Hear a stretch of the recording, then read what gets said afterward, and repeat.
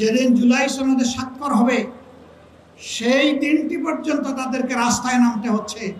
আমি মনে করি এই জাতির জন্য একটি লজ্জাস্কর। আজকে ইন্টারিম সরকারের পুলিশের হাতেও যদি তারা মার খায়, এ লজ্জা আমরা কোথায় রাখবো? ছাত্র তরুণ যুবকদের নেতৃত্বে, শ্রমিক বন্ধুদের নেতৃত্বে এই দেশে আপামর জনগণ রাস্তায় নেমে এসেছিল এবং ফ্যাসিবাদের প্রতীক শেখ হাসিনাকে দেশ ছেড়ে পালাতে বাধ্য করেছিল।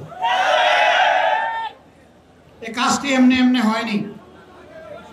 প্রচুর মানুষকে এখানে জীবন দিতে হয়েছে। আমাদের হাতে হাজার খানেক মানুষের নিশ্চিত ঠিকানা সংরক্ষিত আছে। তাদের মধ্যে 60% মানুষ শ্রমিক, আর সবাই মিলে 40%।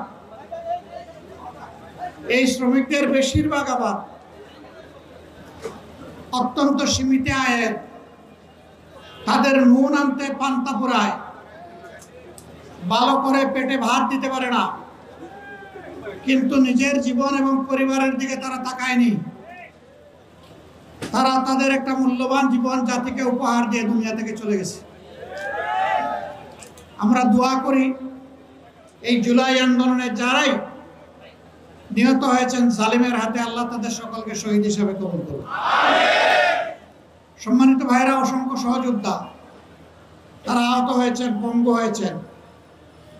আজকে তাদের দাবির জন্য যেদিন জুলাই সনদে স্বাক্ষর হবে সেই দিনটি পর্যন্ত তাদেরকে রাস্তায় নামতে হচ্ছে।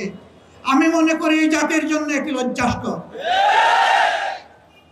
আমরা বারবার দাবি তুলেছি, তাদেরকে স্বীকৃতি দিন, সাংবিধানিক স্বীকৃতি দিন, তাদের প্রতি মর্যাদা দেখান। কিন্তু না, আমাদের ইন্টারিম সরকার তা দেখাতে ব্যর্থ হয়েছে বলেই আজকে তারা সংসদের দক্ষিণ প্লাজায় অবস্থান নিয়েছিল।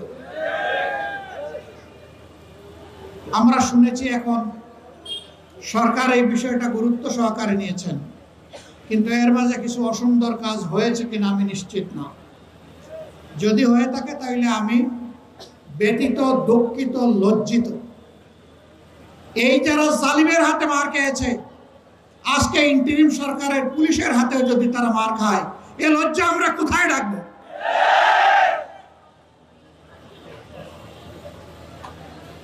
আমরা সরকারকে বলবো, দয়া করে নিজেদের দায়িত্বের প্রতি আপনারা সুবিচার করুন।